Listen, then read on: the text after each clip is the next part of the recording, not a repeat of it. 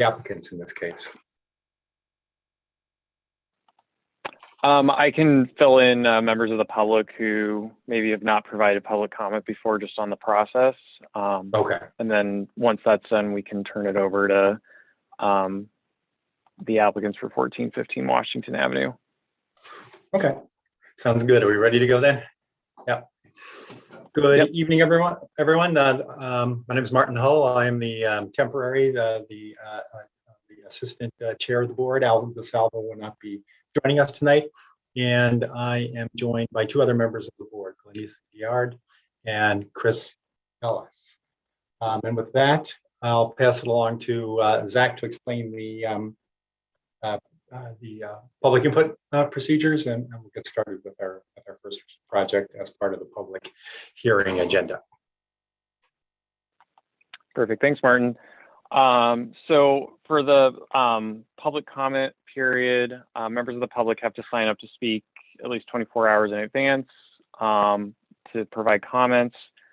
We've received 3 people who have wanted to sign up. So once it gets to the portion in the presentation where there's public comments, I'll elevate each of the public speakers one by one, which then you'll be able to unmute and turn on your video if you would like.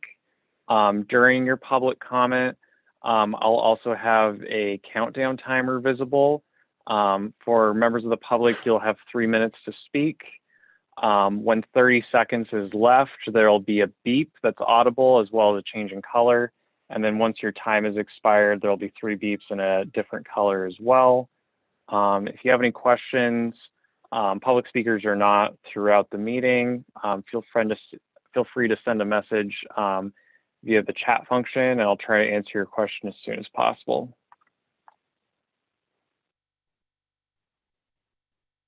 Okay, thank you, Zach. And now our first case this evening, our first project is project 00372, 1415 Washington Avenue. Is Dan going to be speaking to this? Okay. Yeah, give me just one sec. I'm going to elevate him, and I believe Andy Brick is also acting as the authorized agent for this application. Okay.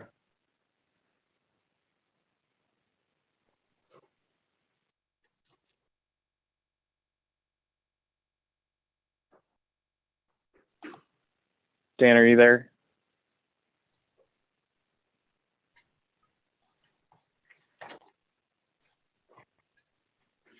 Oh, you're still muted, Dan.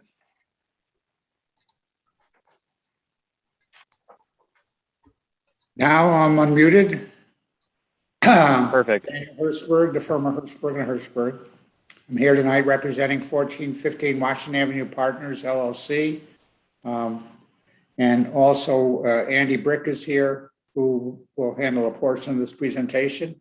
Our purpose here is we're seeking conditional use permit review, demolition review, and major development plan review. And we're hoping to finalize those reviews tonight. Next slide. I'll run through these slides really quickly. Everybody's seen them quite a few times before, and we'll get to the end of this project, which is where most of the discussion is taking place. Crystal Suites, we all know that's being demolished. Next. This is the conditional use site plan, which shows the plan as it is currently configured and has been submitted to the city. Next. These are the level plans showing you, this is the garage level underneath the podium area. Next. The demolition review, the building was completed in 2004. We intend to demolish it, and we completed a demolition debris diversion plan, which proposed to recycle number 38% of the demolition debris. Next, existing conditions plan. That's the existing plan of the Crystal Suites. Next, this is the proposed site plan. And next, this is that's the first floor level plan. And if you go through, you'll see the other levels of the building, show the various units on it. And next, these are the building elevation views. That's the end view, and we have some rendered views next. If these are the views from Washington Avenue, on the left is existing, on the right is proposed. An existing view from heading west on I-90. You can see the Crystal Suites there, and you can see our building a little bit more prominently because it's a taller building. Next, and this is from heading east on I-90. You can see more of our building again because it's taller and does extend further on the property closer to I-90.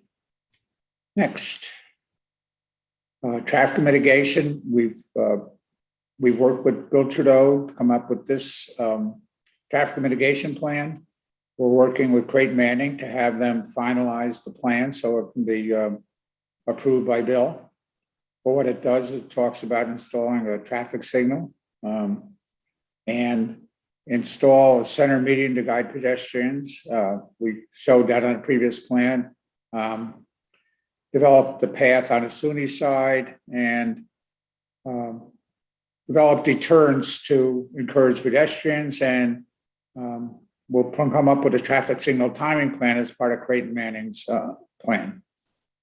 Next, and this is the latest plan that showed the location of where the signal would be at pretty much at the end of the driveway from 1415. And affordable housing. This slide you've seen before. It goes through the requirements of where we are. In italics, I emphasize affordable housing units shall be restricted to principal residences. That's a key element here because only if the person occupying a bedroom at 1415 Washington Avenue declares it as their principal residence. That means they can't be claimed by their parents for tax purposes, living at home, and they are also partial years, so it may not be the student's principal residence. The thought was you could appeal this to BZA and say that this does not apply for because it doesn't contribute to the city's goal of increasing affordable housing opportunities. Well, we determined it would be better to come up with an alternative. So the next slide is a table that Andy Brick prepared. So I'll ask Andy to come on now. Sure. Hi, can you hear me okay? Okay. Yes. Hi, good evening. This slide is new. You haven't seen it before. This is a result of, we listened to the comments that the board members had made at the workshop 2 weeks ago. And one of the things that I thought Ms. Galliard had requested was what would be the effect of our project in other municipalities? If we proposed it there, would their affordable housing requirement apply?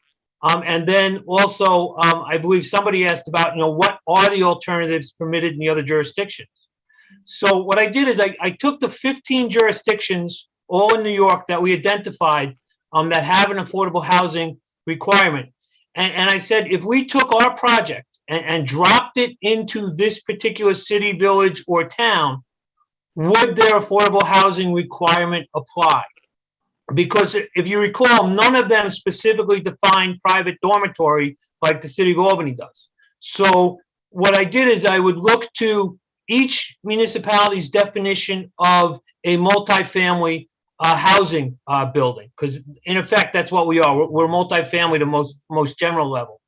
And then apply their definition of a multifamily to see whether or not their affordable housing requirement would apply. And invariably what happened in all 15 examples, they define multifamily with, they link it to a definition of a family in a single housekeeping unit. So the analysis required both looking at the definition of dwelling unit and then going one step further and looking at their definition of a family. The net result is that of the 15, 4 of the jurisdictions, if we proposed our project there, the affordable housing requirements would apply. Of the other 11, they would not. And the simple reason in each and every example is that what we propose, individuals renting beds in separate rooms with a shared kitchen, would not meet that jurisdiction's definition of a family. So of the 15, 11, their affordable housing requirement would not apply to us because what we're proposing for students rented by the bed with a shared kitchen area would not meet their definition of a family. Therefore, it wouldn't make their definition of a multifamily. Therefore, the affordable housing requirements in that jurisdiction wouldn't apply. I hope that answers the question and provides the information that you were seeking, and I can answer any questions you have about it if you'd like. We've got a couple more slides if we go through those, and then That sounds good. if you want to come back to anything, we can finish up then. Okay. The next slide, what we did here is we reviewed compliance with USDO, and we took the portion of studios, the portion of 2 bedrooms. We broke it down into 5% of each. It ends up with 4 studios and 4 2 bedrooms. So and these bedrooms are occupied by a single person only. They're not occupied by multiple people. These are for single person only, single occupancy in each bedroom. Therefore, you have 4 studios and 4 2 bedrooms is 8. So a total of 12 individuals could benefit from compliance with the USDO standards for affordable housing in our system. And what we took a look at, if in fact we provide $300,000 to Habitat for Humanity, Habitat for Humanity the executive director wrote a letter explaining that how the $25,000 per unit makes it work for them to build their Habitat homes for a single family dwelling. And we looked at their impact study, 2020 impact study, and determined the average number of individuals living in these homes is 3 to 5. So therefore, if 12 of these homes were built, and they might not all be built at once, it's a big building plan for Habitat for Humanity to take on. But if in fact they were completed, they would end up with 36 to 60 individuals living in those. So that's the number of people that would benefit from the alternative, significantly more than the 12 students or college employees who benefit from complying with the code. The Habitat homeowner families buy the homes, and they're given a mortgage, and the cost of it is significantly less than the value of the home. They make up the difference between the money that's raised, the money available from grants. So it's out of the total cost of the home, the mortgage would probably be in a range of $100,000. And these are all low-income first-time buyers. They are provided with a mortgage, and consequently, they own the home, and it will provide 12 permanent, affordable, owner-occupied homes for Albany families, which is, we think, a better way to handle the affordable housing unit here. And I think I have one more slide. This talks about why the definition of people complying and being able to live here is different than we held out before, because when we restricted the principal residence, that means essentially a lot of people could not call this their principal residence if they're already claimed as a dependent on their parents' tax return.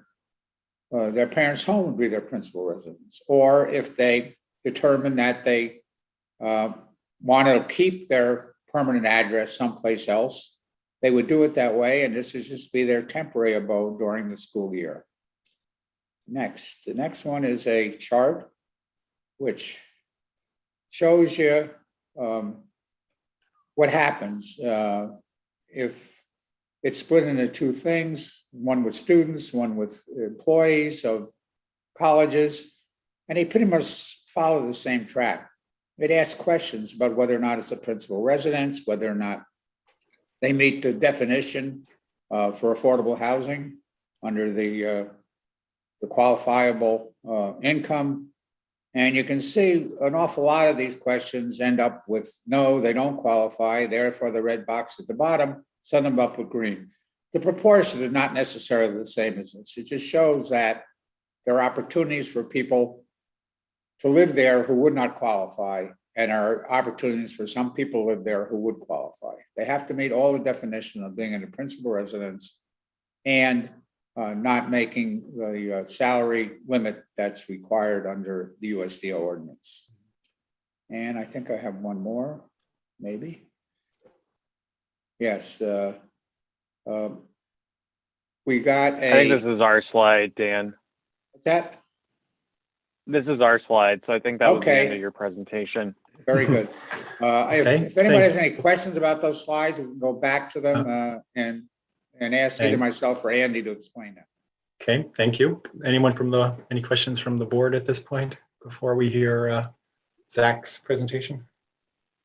Just a quick point of reference. It looks like Chris is not on the meeting anymore. I just tried texting him, but I have not been getting a response from him. I don't know if he's experiencing internet issues or not. Have either of you heard from him? No. Okay.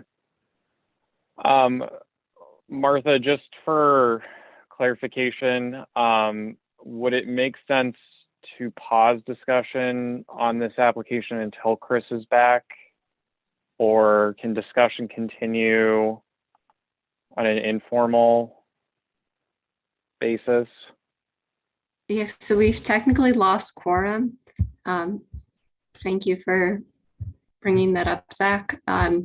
If we can kind of hold off for a couple of minutes and see. Okay. See if he rejoins. Yeah. Okay, let's give him 3 or 4 or 5 minutes. And if it goes beyond that, we could always transition to the concept review for the Morris Street project, since that's just concept review. Okay. And good. quorum wouldn't have an impact at that point, since there's no action being taken tonight, and then it could circle back to 1415 Washington Avenue. Okay.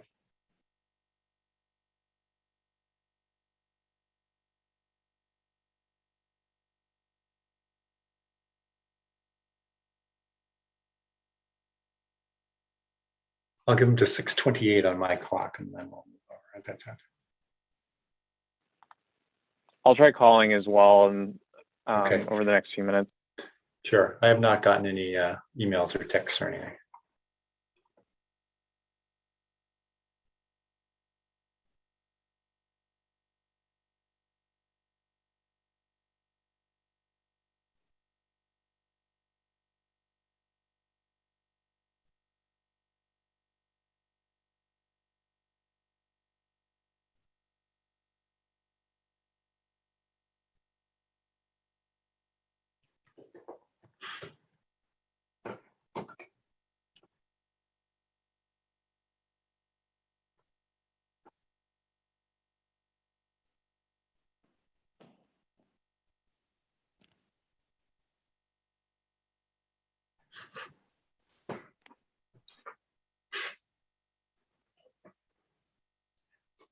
It's amazing how long a minute or two can seem sometimes when a year goes by in a flash.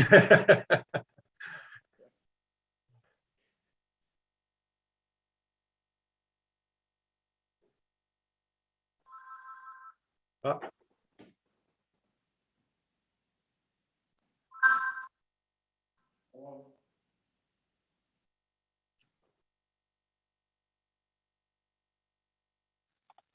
So Chris is experiencing some internet issues, so I'm just going to email him an updated link so he can get on. Okay. And he should be joining back in just a couple of minutes. Okay.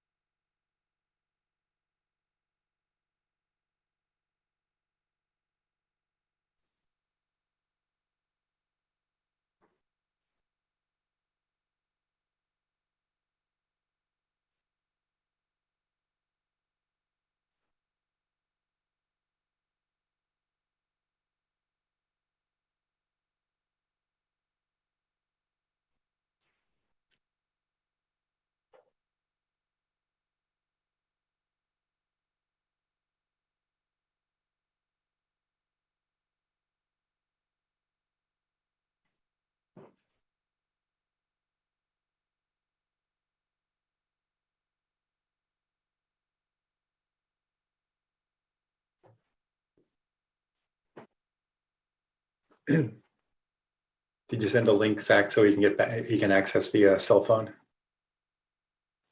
Yeah, I was just about ready to do. Okay.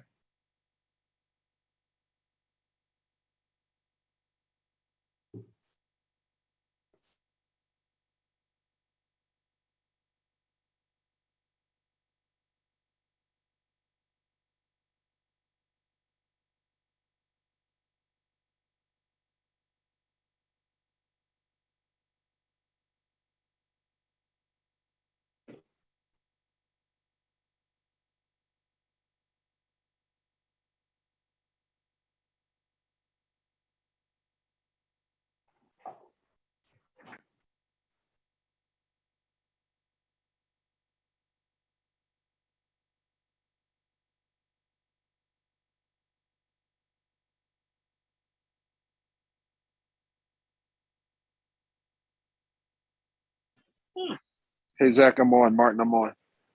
Okay, excellent. Perfect. Thank you. Chris, did you hear, you heard most of the presentation, correct?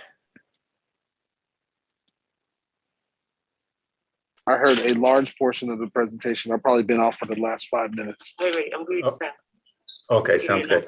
518 So any questions from the board on 6301. Dan and Andrew's presentation? Thank you. No, nothing right now? We can, Zach, would you like to go ahead with your presentation then? And we'll do a public comment after your presentation? We can do it before, we can do it after. So Okay. This is but a I'm- complicated issue. How about we listen to your presentation and then we do it at that point? okay. So just to provide an update, Martha had sent a memo with some suggested actions on the 22nd. This was posted today on the project file website. Based on a number of factors in the review of this, these were the three suggested recommendations that Martha came to that the board could take relating to the affordable housing issue. One, assume that the requirements apply. Two, seek an official interpretation either by the chief planning official or the Board of Zoning Appeals. Or three, draft a three-party memorandum of understanding in a subcontract situation. So this would essentially say that the applicant does need to provide affordable housing in order to be in compliance with the requirement, but they can subcontract that requirement through Habitat for Humanity. And that would then obligate, I'm sorry. Oh, no, go ahead.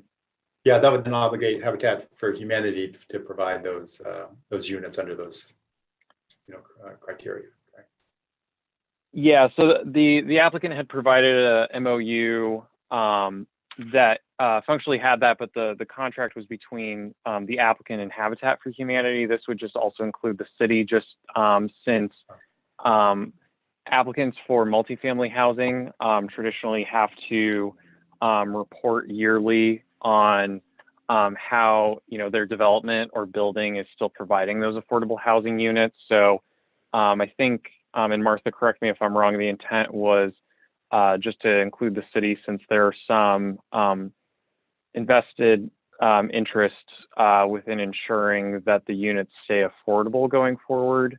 But Martha, feel free to clarify anything I didn't cover or didn't cover correctly for those recommendations. No, thank you so much, Zach. I think that's a pretty accurate summary. And also, I just want to reiterate my role as more of an advisor and not an advocate for either side. I, tried to look at this neutrally.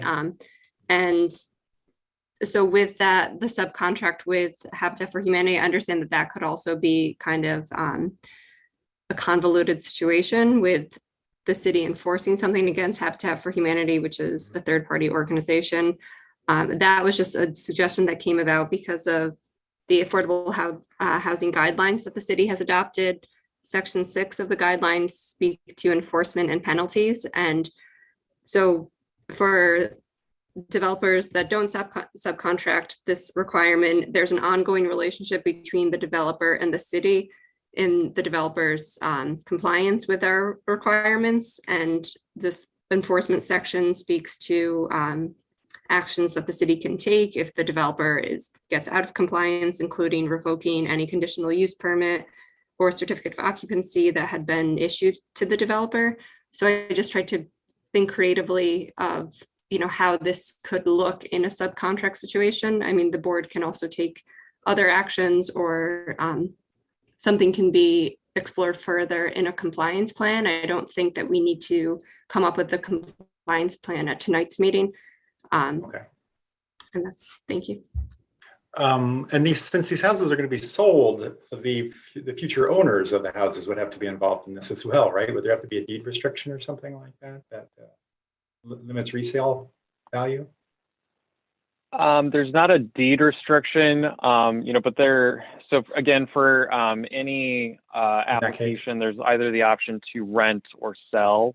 So essentially just, based on that initial sale, just making sure that that's at a price that's affordable, based on, the city's area median income. And then essentially it's just keeping in contact with that property owner until they sell, so on and so forth. But yeah, it would involve, the new property owner, but that is the case essentially just for any application. Okay, thank you. So I'll move into my recommendations. Again, some of these have overlap between the demolition review, the conditional use permit review, and the development plan review. Feel free to stop me at any point if you have any questions related to a specific standard, but I will try and go through quickly just since there is a little bit of overlap. So I'll start with the conditional use permit standards. The applicant has addressed the major traffic mitigation measures that were identified earlier on prior to the seeker negative declaration. There are some minor issues that the applicant is resolving related to Division of Engineering and Department of Water and Water Supply comments. The applicant has submitted updated materials, and those departments are reviewing those. And the applicant is also requesting an area variance related to the proposed front setback exceeding the maximum permitted of 10 feet. The applicant is going to be on the agenda for tomorrow night's Board of Zoning Appeals meeting for action on that item. And dependent on how the planning board decides to proceed with the affordable housing requirements, this would comply with the USDO and the city code requirements. The next is whether this would result in a random pattern of development. This is contextual since there are a number of other student dormitories along the northern portion of Washington Avenue, and it's proximate to the campuses of the University at Albany and SUNY Polytechnic. Whether the project would create negative fiscal or environmental impacts, it wouldn't create any negative fiscal impacts based on the use. And again, through the mitigation measures that the applicant has agreed to and were required by the Division of Traffic Engineering, there's not going to be any negative environmental impacts as a result of this project. Whether the project is consistent with the purpose and objective of the zone district. It's located in a mixed-use community urban zoning district. The district is supposed to provide for a wide variety of retail, residential, and commercial uses. This dormitory as a residential use fits within that variety of uses along Washington Avenue.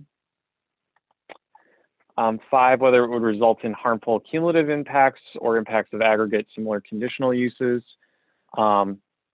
There are shared impacts of pedestrian travel along Washington Avenue with other dormitory uses, but the mitigation measures are addressing those shared uses. And as a result, the project is going to be mitigating those impacts or potential impacts, so this would not result in a harmful cumulative impact.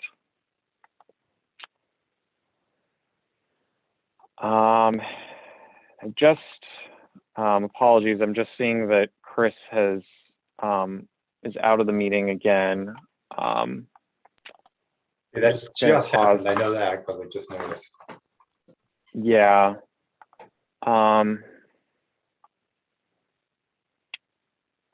I would leave that to the board if you'd like me to continue through all these, or if you'd like me to again wait for Chris. Happy to go with either approach. I would say if if the law technically says we should wait for him, we should wait for him then. Okay, I'll try calling him again just to see what's going on. Should be able to get it restarted more quickly this time.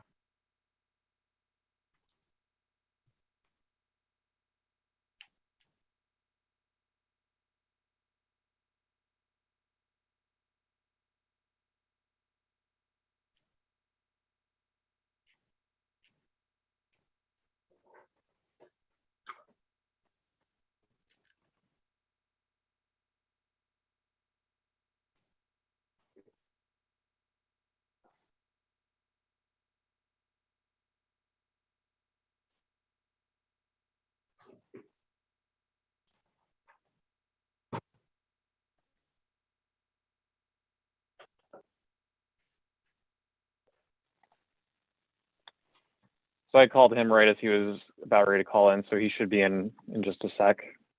Okay, good.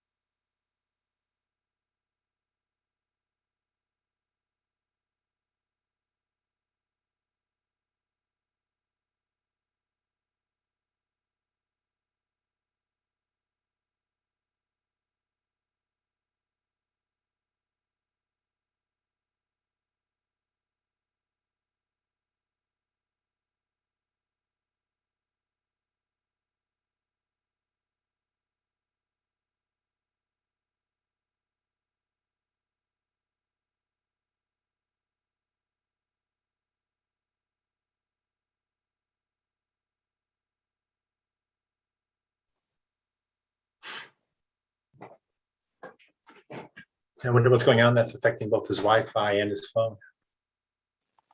Yeah, I'm not sure. Yeah. Maybe something else.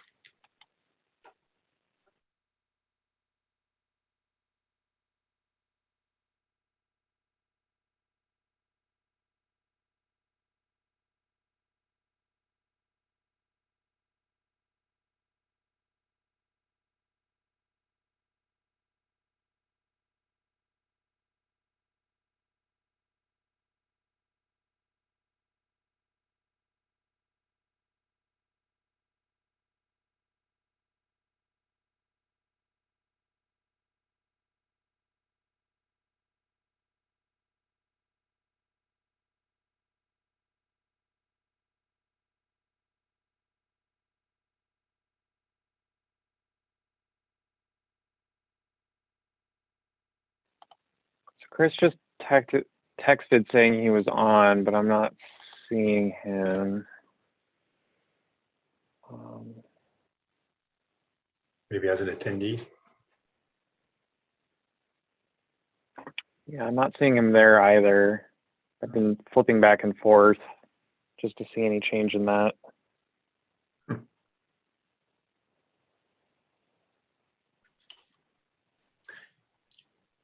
If I'm not mistaken, the last time I ran the meeting, we had all kinds of technical problems too, right? It must be bad luck. Yeah, sorry about that. I don't That's know. okay. Oh, you know. I don't know what's going on.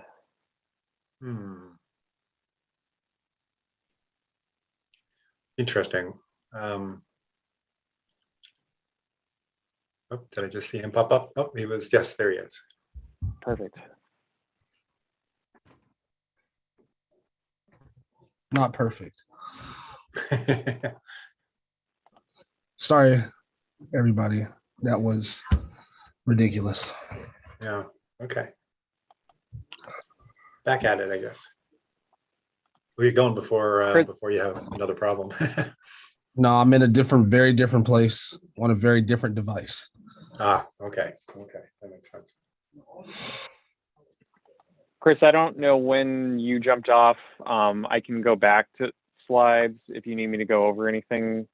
The last piece you were on,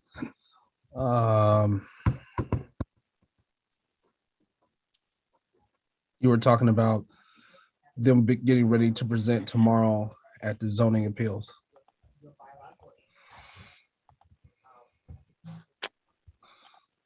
Gotcha. Okay, so I was on slide 1. This is just relating to the compliance with the code. I heard that one. I saw the one that it okay. performs as with U Albany and SUNY Poly as a dorm. Okay. So this one's just related to fiscal and environmental impacts.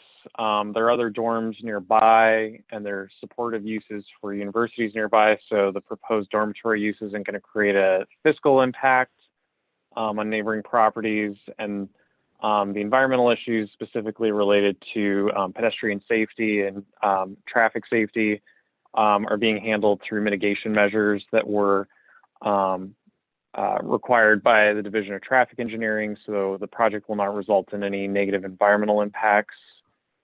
The fourth is the consistency with the district. This is located in a mixed-use community urban zoning district.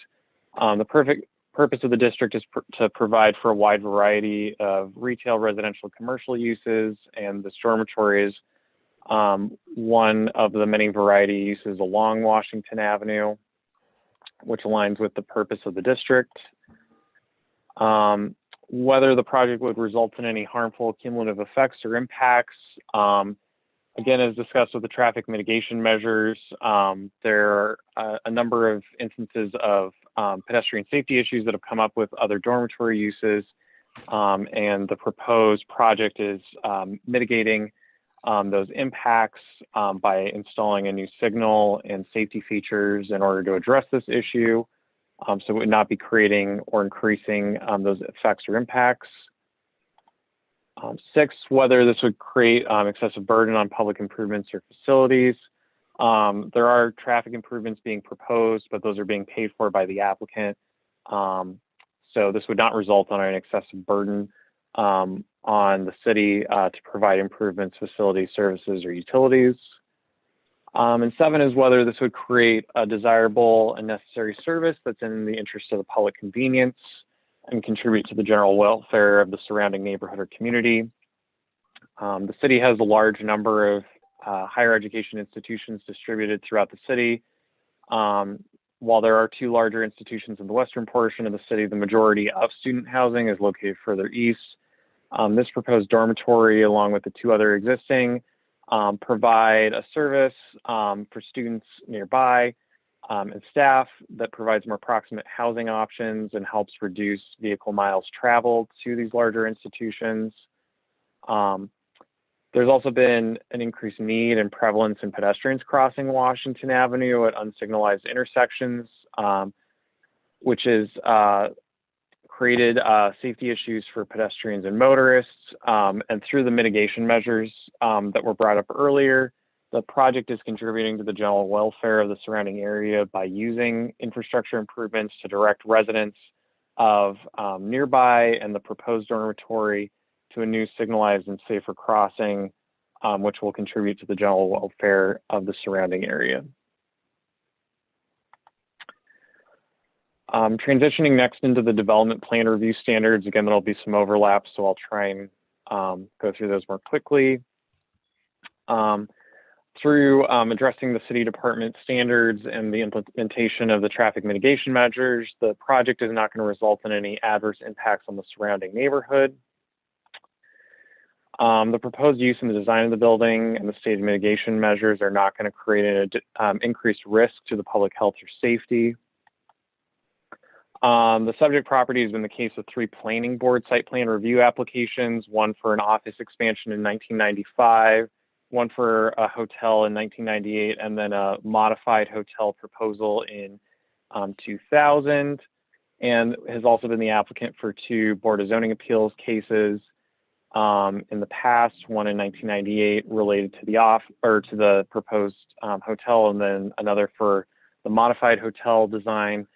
And this is currently being reviewed by the Board of Zoning Appeals for the front setback variance. The cases that are 20+ years old don't have any relevance to the current case, and the applicant is addressing the issue related to the Board of Zoning Appeals related to the front setback for this proposed dormitory, so that is consistent with all prior approvals or conditions. The project is consistent with the comprehensive plan, which is reutilizing vacant properties using the land use framework map, and also building new denser buildings along more frequent transportation routes, with Washington Avenue having a number of very frequent routes for students and for nearby residents. The project is consistent with the code. It's the applicant has some minor site plan modifications that have been requested by the Division of Engineering and Water Supply. The applicant has agreed to the required mitigation measurements by the Division of Traffic Engineering. The applicant is on the Board of Zoning Appeals agenda for tomorrow night for their area variance requests. And then the larger issue before the board is just whether the applicant needs to comply with the Affordable Housing Compliance Plan. But otherwise, the project is consistent with the USDO and the city code. And there aren't any prior requirements or conditions that the proposed project needs to comply with. And then last is related to the demolition review standards. The board can choose one or all of the 13 review criteria. For this review, the first review criteria seemed the most applicable, relating to the consistency with comprehensive plan, neighborhood plan, or district plan, the USDO, or any other city or regional planning issues. The proposed use and project has necessitated mitigation measures to ensure safer pedestrian connections and reduce conflicts between pedestrians and motorists, between the subject property and the University at Albany Uptown campus. These measures align with the recommendations in the Washington Avenue Patroon Creek Corridor Study through the installation of a mid-block crossing and signage and landscaping to redirect pedestrians to signalized intersections. So it would be meeting the intent and goal of that plan. Okay, Um, thank you. Oh, we're gonna so go through this these as are well. just the, yeah, these are just the recommended actions for each of the application types. I think based on the discussion related to how the board wants to proceed related to the affordable housing compliance conversation, that may necessitate some changes to the conditions of approval. Okay, how about first I'll ask the board if they have any questions, and then we'll go to the public, and then we'll talk about the conditions from there. Any questions from the board at this point? Let's see, is Glenisha Questions on? for me? Okay. But no, I don't have any questions. You are, okay, good. You disappeared off my screen there. No questions? No questions, man. Let's rock and roll. Okay, sounds good. Comments from the public? Okay, we have one public speaker. I'm just going to transition over to the timer. So bear with me just 1 second as I make that transition.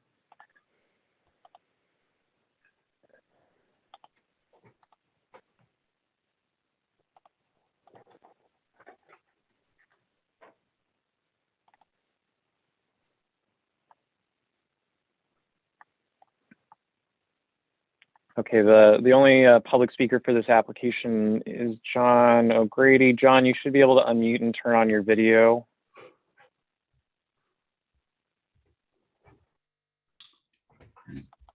I'm seeing the shared screen right now, timer options, appearance options.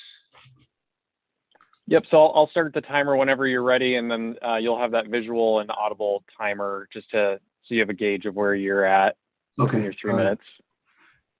Okay, let me do one more thing here. Okay.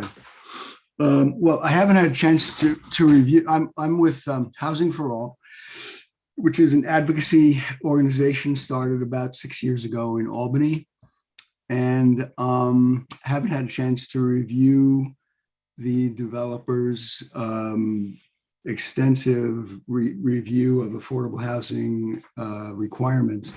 So I will try to pick up a few things, but that's if I have the time. In the meantime, I do want to read our main message. We feel Housing for All, we do trust that they have good intentions, and the idea seems creative for meeting an inclusionary housing requirement when it's applied to student housing.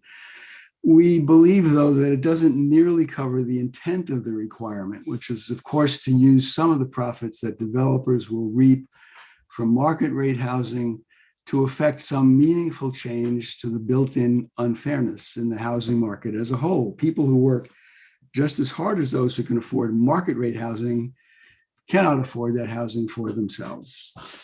We believe this proposal doesn't meet the intent of the code. In other words, spread the wealth, produce a meaningful change. Market rate student housing around the Uptown SUNY campus is booming, resulting, I guess, in millions in profits for developers for many years to come. So there should be enough to go around from this particular project to set aside 6 units of affordable housing also for many years to come. But that costs more than $150,000. In case, again, I did not see their, didn't have a chance to review their arguments to the contrary. We're strongly opposed to accepting the donation in lieu of compliance as a response to an inclusionary housing obligation.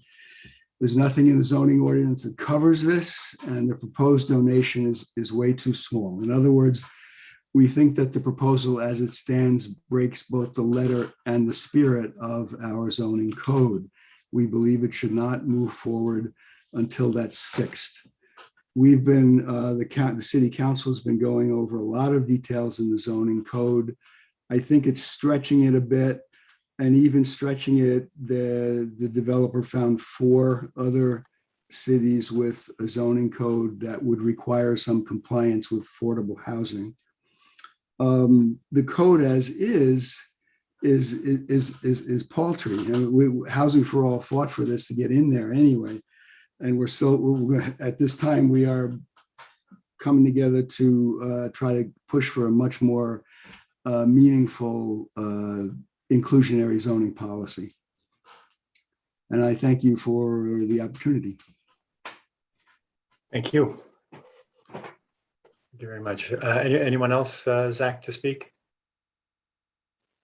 No other speakers signed up. Okay, so let's see. Do we, I guess we still have to, talk about the various conditions. So I think this is probably the time to go through this. Yep. So the for here are the recommended actions for staff, which is to approve for the conditional use permit and for the demolition review, and then for the development plan review, approving with conditions with the first, that prior to the approval of any building permits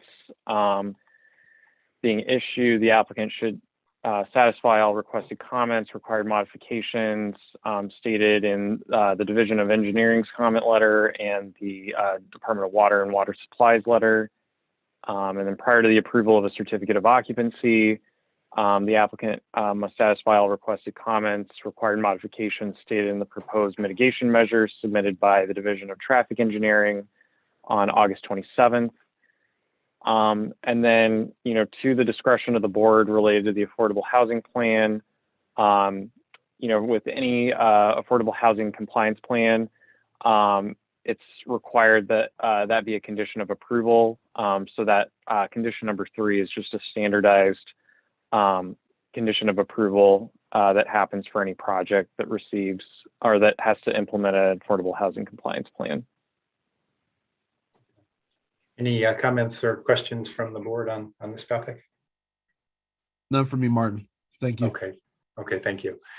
My initial thinking is that requiring the affordable housing compliance plan would not be a bad idea to make sure that that we have some record of this being, of the plan being completed and the steps being taken to implement the plan. Any other thinking there on that? I agree with you. As long as I think my biggest thing was making sure that the affordable housing, there's a reason why the affordable housing piece is in USDO. I'm not liking how it reads currently, but that's not for me to change.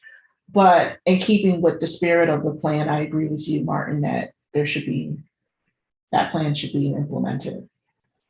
Okay. I would say then that that we should, let's see, do we vote separately on the conditions, Zach? You can vote for that as a package of items, or you can vote for each application type separately. I think just clarification of the record with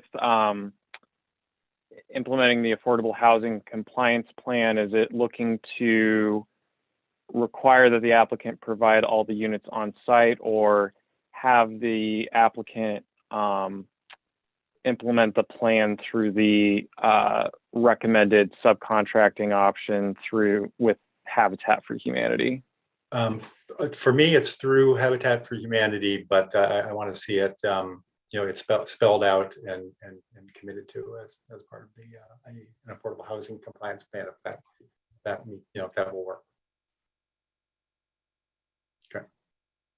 So if all of us are in agreement that we would like all three, we're going to include all three conditions.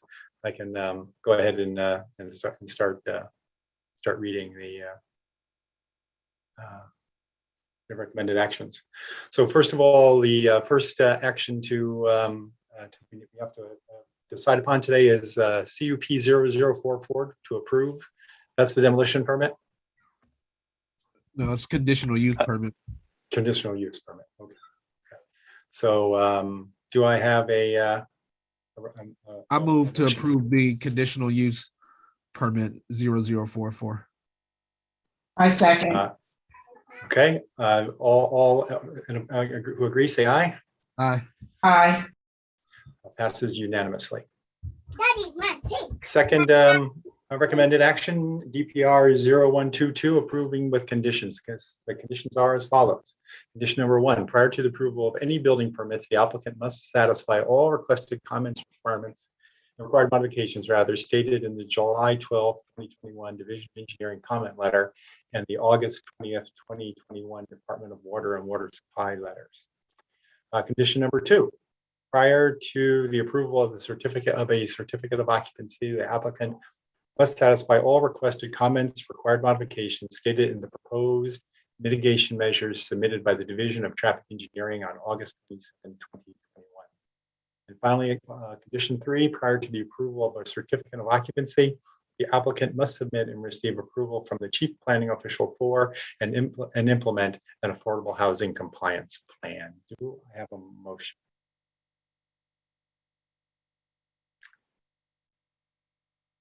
I so move.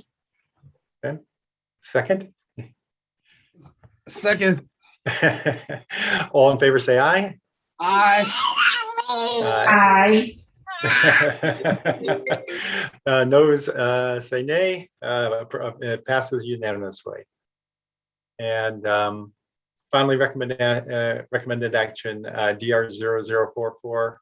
Do I hear a motion?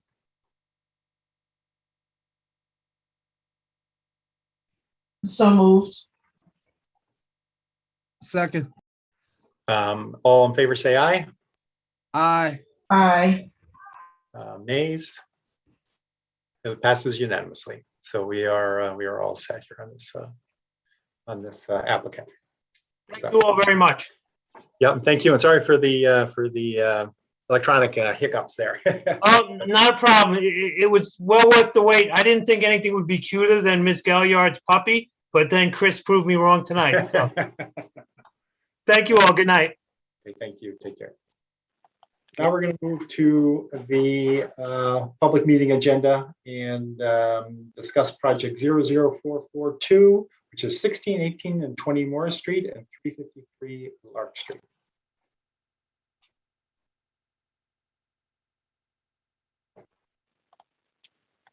Did you hear everything I said there? Or? I did. I'm just in the process of Okay. transitioning out the former applicants and now trying to add the representatives for the next applicant. So bear with me just 1 second. No, that's fine. I just had a little electronic hiccup there. I wasn't sure what was going on.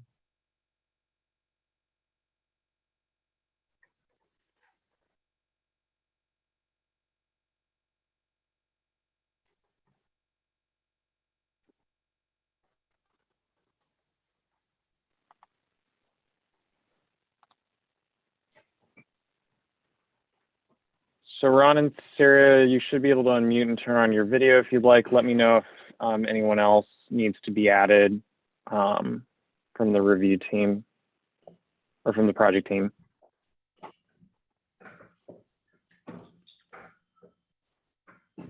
Thanks, Zach. Do you see Mike Dussault on there? Yep, I'll elevate him in just 1 sec. Thank you.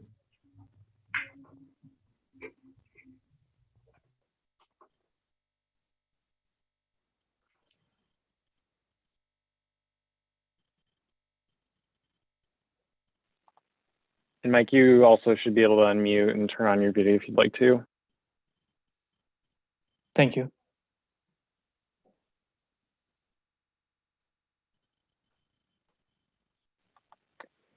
So as applicants, you get 10 minutes for the presentation, and just let me know whenever you're ready to start and I can progress forward or go back to any slides as needed. Thanks, Zach. As you mentioned, we're here for the project on the corner of Lork and Morris Street. We're proposing a 4-story apartment building, 40 dwelling units, which are all 1 bedrooms, which you'll see the floor plans later on in the presentation. And it's roughly 37,200 square feet. if you go to the next slide, Zach, I think it has the site plan. Yeah, so here's the existing site as it sits today. It's an empty lot. We're located in the RM district. If you go to the next slide, here's just an existing site plan. Obviously not much there, but we are proposing the building to sit, yep, on the long side of Lark Street with the entrance off of Morris. It does take up 3 lots, I believe, on Morris and 1 on Lark. Each floor has roughly 10 units, and there is trash located. I'm not sure if you can see in this plan, but trash is located on the top right-hand corner of the building of the site. Yep, right there. And we do have an accessible entrance down in the lower left-hand corner off of Lark that will lead you from a ramp from the sidewalk into the building as well. If you go to the, yep, if you go to the next slide. This is just the landscape plan, you know, adding, you know, a buffer zone between us and the adjacent houses on Lark, as well as a couple of trees up on Morris, and along the street of Morris and Lark as well, along the sidewalk there. Yep. Next slide. This is just an elevation from Lark Street. We're proposing brick, mostly brick and block facades with EFS up at the top. We've done this in the past on the Dana sites up a couple blocks ahead. We also have some fiber cement panels that we introduce on the corners that bump out to kind of give a bay window to the floors and the units on that 2 sides of the corners of Morris. If you go to the next slide. This is the view from Morris Street. Here you can see our main entrance, storefront with a canopy. We continue the block and the brick and the EFS all the way around the building on all 4 sides, and introducing some of those bay windows, as you can see here, that flank the 2 sides of the Morris Street entrance. Yep, we go to the next one. Here is just along the adjacent property on Lark Street, which would have been the left side of the plan. Here we're introducing just fiber cement siding, which is the same color as the fiber cement panels on the corners along Morris Street. And we also continue that up the stair tower as well to kind of keep consistent coloring throughout the entire building. We also wrap the corners. We also wrap the corners too of the brick and the block and the EFS as well to kind of continue that around. Maybe go to the next one. So this is along the adjacent property of Morris. We have a buffer zone between us and the next property and the property line. So here we have the ability to add windows and have units on this side as well. So this looks very much like the Lark side facade, with the continuation of brick and block and EFS as well. If you go to the next slide. So this is our ground floor plan. All the floors are roughly the same layout as the units are stacked above one another. So we have 10 units. They're all 1 bedroom, 1 bath on each floor. Here you can see along Morris Street, which is the right-hand side of the plan, our main entrance, which has our core of our elevator and stair as well, with some mailboxes in the vestibule area too. And then you can see our second entrance or second exit with the ramp that leads down from Lark on the left-hand side. Each unit does have laundry, washer and dryer, as well as hot water tank, which will be provided in each unit all the way up. You go to the next slide. This is the second floor plan, very similar to the ground floor, which is also stacked on the 3rd and 4th floors. Obviously, the corner units become a little bit bigger, just as our egress is, you know, kind of shrunken down in this level. But here you can see the bay windows on the Morris side, which creates a nice living room in the lower one and also a bigger bedroom in the upper one. Go to the next slide. Third floor, the same as the second floor. I believe the next slide is the fourth floor as well. Again, it's the same stacked unit floor plan as the lower units. Go to the next one. This is just a concept of the roof plan. It's going to be housed for mechanicals, which will be inset from the face of the building and screened as well. The only thing we have going up here is the stair tower for access to the mechanicals and the elevator shaft as well. We go to the next slide. So here's just additional information. As I said, it's 40 units, 1 bedroom and 1 bath. Laundry and hot water tank are also located in each unit. And as a note, there is no parking for this site, which I think Zach might have the waiver that we provided last week. But this allows us to get the number of units on the site, and they have access to public transportation as well. So our goal is to have our tenants use and utilize that. Yeah, I'm gonna jump in for 1 sec, Sarah. Hi, it's Ron Stein, part of the development team here. The concept here is we also have bike rack, and we also are working with transportation demand management to work with different programs within the city. The anticipation here is what we call workforce housing, which is lower than the regular market rate for the neighborhood. Across the street right now is planned an affordable housing unit project. We would transition into the Park South neighborhood with now what we call workforce, which is slightly above that, but geared toward individuals who are just getting started with work, but will most likely not have vehicles. And the additional parking fees would also be onerous for them.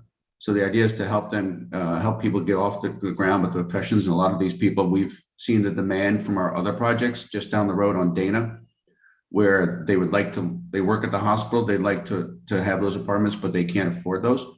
There's a whole, this is what the project came from, was the demand request, working with even with Albany Med discussions of can we build something that has similar amenities, nice look and feel, brand new, but offers it for the workforce that doesn't necessarily make that kind of initial money. So that's what this program and this project was for. We've discussed this both with the ACDA now and with planning previously. And the other thing is that there is a nice big footprint around the property for parking as well, which is almost 8 to 10 spots. That's on street or on street. On street.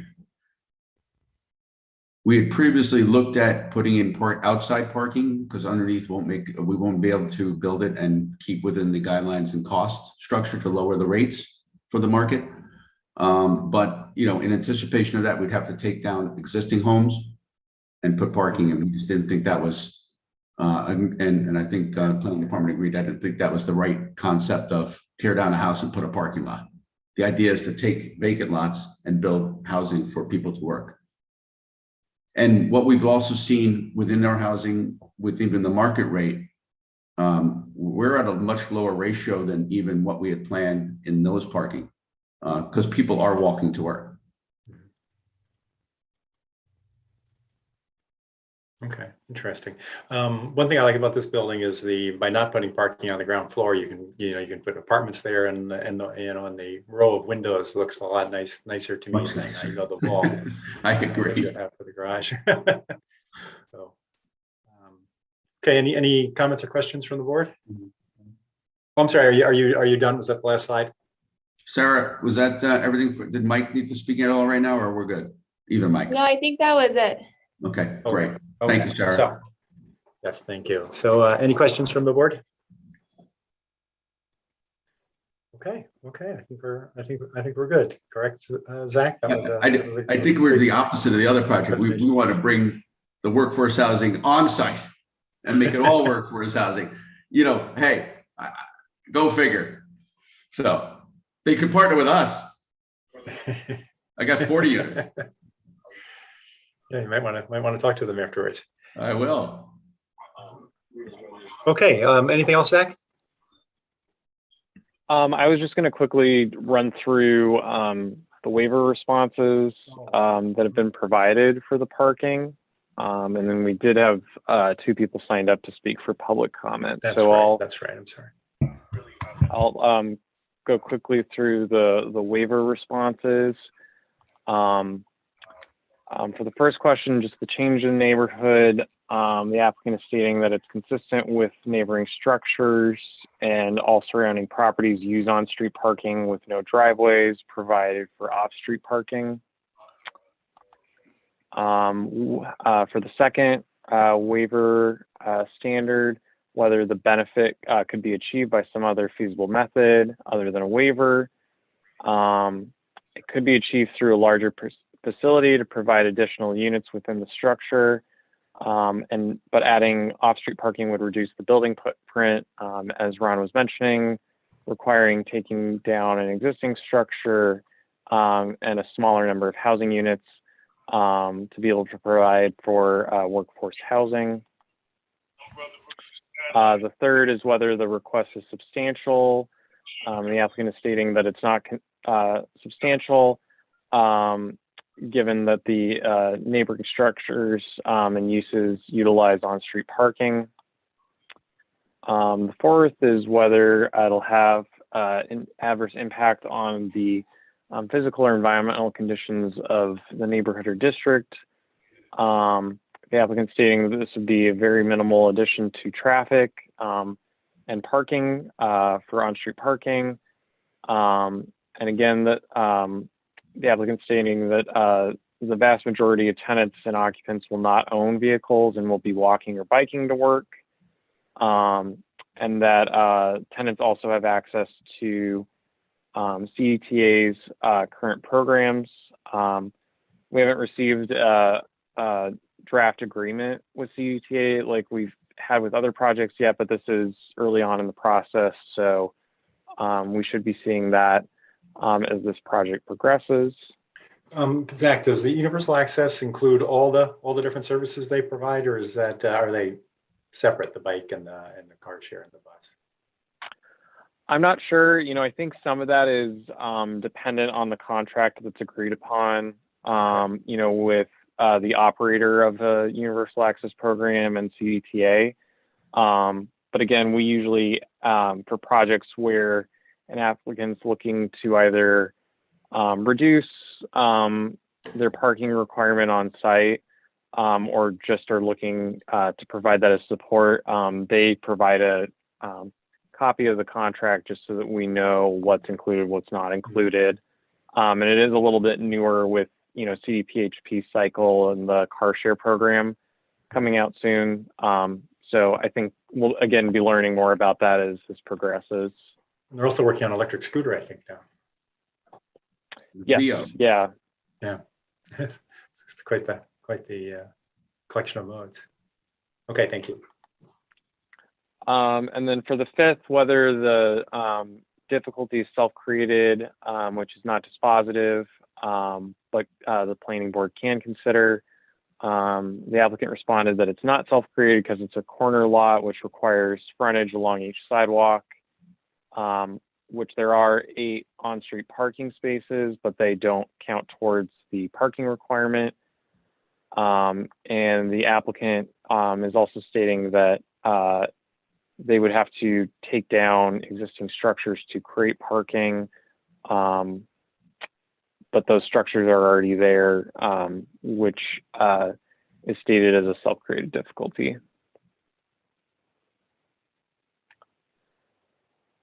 So going through, are there any questions on the waiver request? You know, I think for our department, we'll just want to see a copy of the agreement as things progress. but if there's anything else that the board wanted a little more information on related to the waiver, that we can relay to Ron and his team. I don't have anything right now. We really want this to be the model for limiting downsizing of uses of cars in the city to begin with, and the scooters, the electric bikes, the regular bikes. You know, we have, when we talk with the ACDA for the properties, we actually built into that funding for these kind of programs to try to make it so that we don't have, you know, less cars, basically less cars, not more cars. Right. And you're confident that this won't, you know, be a problem in terms of rentability or anything like that? No, I really, you know, the demand, it's nice new housing with a washer and dryer inside, people want it. Yeah. You know, that's a great start for people. And I think it's, you know, to provide something like this, they're nice size units. I think it's just, you know, I like it as a differentiating from the current projects.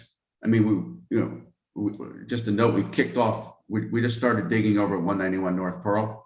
And that's another piece of neighborhood. I know it's been forever. We all had our issues. We're there. It's a good thing. You know, looking forward, you know, that's another place where we're going to look to implement, even with parking, more of this. Yeah. Okay. So. Okay. Thank you. Oh, okay. Is that the end? Zach, should we get listen to the folks who are here to speak? Yeah, I'll transition over to the timer, and then I'll pull up the list of people who signed up to speak. Okay, bear with me just one sec. So the first speaker on the list is Andrew Harvey. I'm just gonna transition him over to be a panelist.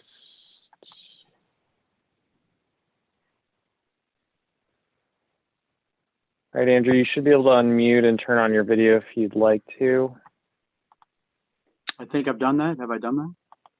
Yep. Feel free to start whenever you're ready. Okay. I don't see myself. Okay. Good evening. I'm Andrew Harvey, president of the Park South Neighborhood Association for now some 27 years. Our overarching mission is to increase home ownership in Park South. Beginning in 2003, I worked with city officials in the development of the Park South Urban Renewal Plan, which was adopted as zoning law in 2006. The PSERP envisioned a new apartment building at 16 through 20 Morris. The prior apartment building on this site, which was raised over 10 years ago, had 18 units with parquet floors. The PSERP envisioned that the Senior Citizen Center at 25 Delaware Avenue and across the street from this site would be up and running and an integral force for revitalization of Park South. Senior housing was seen likely at this site, but instead, the Senior Center was closed and will soon now be the site for 52 units of new workforce housing with about 30 on-site parking spots. Tonight's proposal would add 40 units of workforce housing with 0 on-site parking spots.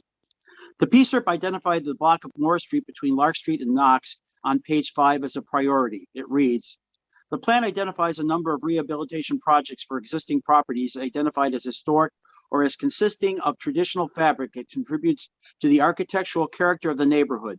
This strategy is reinforced by focused rehabilitation and preservation project identified for and including Moore Street between Knox and Lark, focusing on the traditional 2-family wood residences. There have been many successes germinated by the PSERP, but this block on Moore Street is not yet one of them. While some of these structures have seen rehabilitation, many continue to deteriorate. Several are vacant and only a handful are owner occupied. Parking on this block is already tight, and on any given night, there is essentially no available parking spaces. Being able to park close to where one lives is an important variable in choosing where to live. How would the addition of this proposed project impact parking on this block? There obviously will be some car owners amongst any set of renters in the proposed 40-unit structure, given no on-site parking at 16 to 20 Morris. Demand will exceed supply for parking spaces, forcing owners to seek space for their where they park further away from their homes. This is not a scenario that encourages the capital investment in these traditional two-family wood residences that is essential for this particular block to thrive, and for increased ownership on this block, which aligns with the mission of the overall mission of the Park South Neighborhood Association. Overall, I support the construction of housing that enables workers at our medical facilities, government offices, and local businesses to be able to walk to work. Getting as many cars off the arteries of Albany to reduce congestion costs is a very laudable goal, but the devil is always in the details. Mr. Stein will present his proposal to Park South at our meeting tomorrow night. Thank you. Very good. Thanks. Thank you. I'm glad you're going to have a chance to speak with Mr. Stein on that. Let's see. Next person, Zach.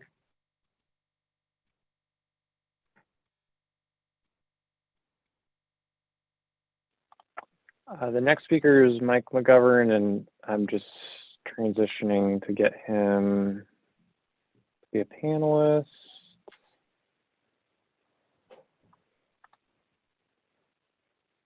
Mike, are you there?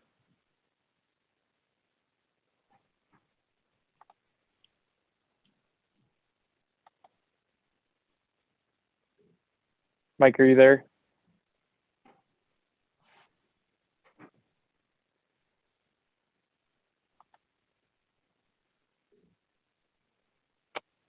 We can see you, Mike, but we can't hear you.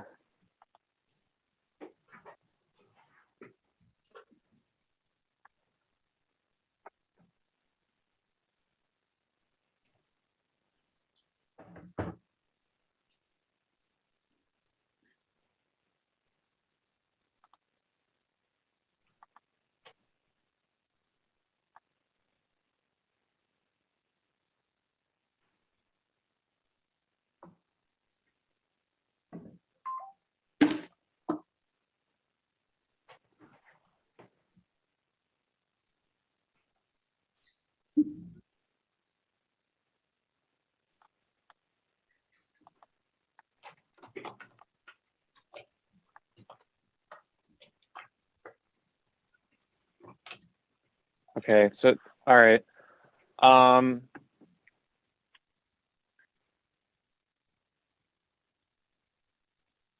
Okay. You can call in too if, so I can give the phone number whenever you're ready. So it's 1-929-205-6099.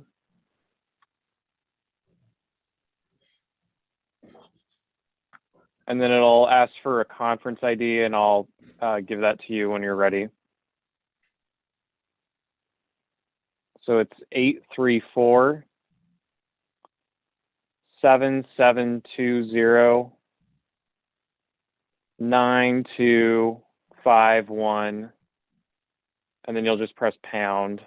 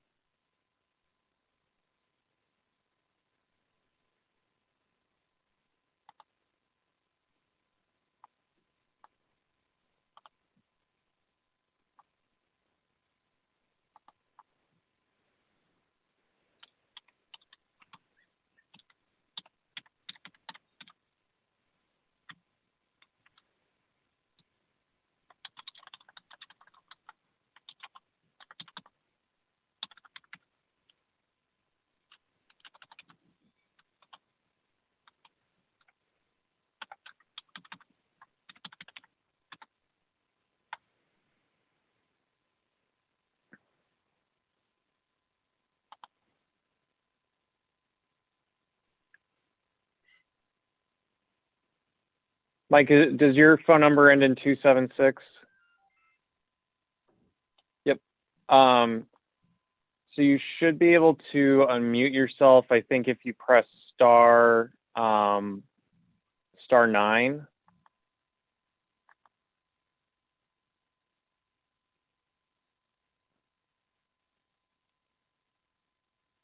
Oh, I'm sorry. Try star 6. The anticipation. You got me now? Yep. Okay. Let me, hello? You're there. Feel free to start whenever you're ready. You can hear me okay? Yeah, you might have to mute your computer since there's an echo. Yeah, I'm getting it. Okay, how about now? You got me now? I think it should be okay. Let me, oh boy, this is, I got a weird audio thing. Let me turn that down. Hello? Can you hear me now? Yep. Feel free to. Okay. Okay, that sounds better, right? Mhm. Yep. Okay, I just want to dovetail on the parking piece. I live on Morris. You know, Samad Assad built a 5-story building. He had the blue roof provision with 20-something spaces, and the parking has really tightened up on Morris Street because of that. He's charging $150 a space, so therefore many people just say, well, I'll just get a resident parking sticker rather than add that to my cost of rent. So I think the parking is an issue up there too. Perhaps Myrtle Street could be made resident parking on the other side, which might alleviate the burden. But, and the concept of dedicating street parking spaces, which I believe Sameh Assad over here got 2, that's another sort of a sticky issue. And also too, I would add that for the people who, own these 2 families and are renting to tenants, it's without providing any off-street parking, and now perhaps not providing any on-street parking, it becomes tenuous at best. So, we do like to see more and more development. Density in cities is great, and definitely see less and less cars and more biking. But it just feels that neighborhood, and I've heard a lot of residents put this out there as well, that it's a dangerous thing if Conifer comes in and they don't have full parking, and then perhaps Ron's project with no parking. You could feasibly see a lot of cars hit the street all the way down Morris, which is already very difficult to park on. I live on the street, and so I'm pretty clear about what it looks like. So it's pretty much, I guess, all I would weigh in with. Okay, thank you very much. That's a valuable comment. Can I use his extra minute? Can he yield his minute to me? Can I respond or no? So Ron, you would get 5 minutes for a rebuttal. I don't need 5 minutes anyway. So. I know Mike and Andrew. I work with PSNA. I'm a member of the committee. I actually live in the neighborhood now, so I see the parking, and it's a little bit more dense. That new building that is behind us on Morris that came in, those spots were very limited in there, and not sure why. The garage hasn't opened yet. So I think that's also adding to the fact that there seems to be a perceived bigger parking issue. Cute. So until that garage opens and the right amount of spots are in there, it seems like there's less spots even inside. So until that whole thing comes in, I think it'll clear out a little bit. I've been living there before the building was built, and parking on the street hasn't been an issue for me. And I'm there about half the time. So, but down the street where we are, I've been trying to build there since 2019. I've had interest in that lot, April. The building would have been built, and we would have seen us, I could have proven we don't need the cars. But we waited for the affordable housing. It's not workforce housing. That's affordable housing with spots. So there'd be families with cars and things like that parking there. I am truly workforce housing. And we'll put on the application, there's no parking. We'll put on, we'll stress it, but we're going to have a lot of unique, more modern alternatives to individuals coming into this. These aren't family units. Again, limiting the need for cars versus couples. This is really for, it's sort of what even they're talking about on a national level. This is the kind of thing we're trying to do. I think we're able to provide even a lot of different alternatives, a lot of unique ones, new ones, like we're talking about the scooters. Make that also not additive to their rents. So we have monies to provide to supplement that, if not fully, at least partially, to make that even more affordable. So give them incentives to do it. And if we don't start somewhere, then we're always going to be, if I build parking spots, they'll fill it. You know what I mean? Eventually. So I think, and they're just not going to have cars. They just don't, this is not the groups that have that. And the idea is to have jobs in the neighborhood. And we know there's demand for it. So it's not affordable where you have to be part of a group. That's a national affordable housing project. This is truly a neighborhood project. So, we have a little more flexibility into driving that and working even with the hospital or with the State Department to help even offer that to some of their employees. So who don't have cars. So I'll talk tomorrow night with PSNA, the neighborhood association. I'm here to work with them. I'm in the neighborhood. That's where I live. So I'm here to work with everybody and make it work for everyone there. Okay, very good. Thank you. I think at this point we are complete, correct? So thank you. Sorry. No, go ahead. So I was just going to say thank you to everyone who participated tonight. It was a good meeting, and if I could get a motion to adjourn, I will accept. Thank you. Yep, So thank you. moved. Okay, very good. All in favor? Aye. Aye. Aye. Okay, good. Okay, thank you.